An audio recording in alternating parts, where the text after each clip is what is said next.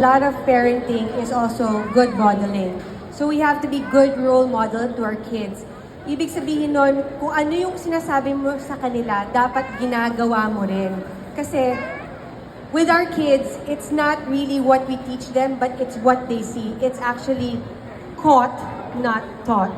Galing. So, diba, so if you say that they should eat healthily, you also have to eat healthily. If you tell them to exercise and not be always on their phones or their iPads, dapat kayo din.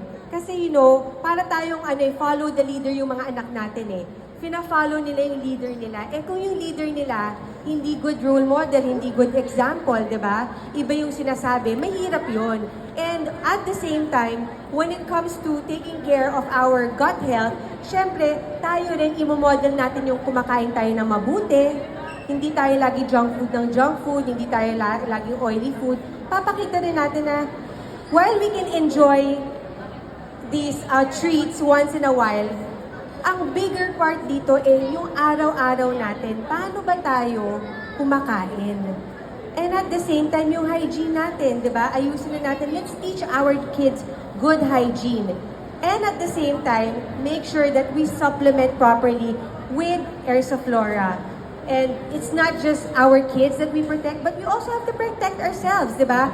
Parents also need to have healthy guts because when we're healthy, then we can love and take care of our kids better.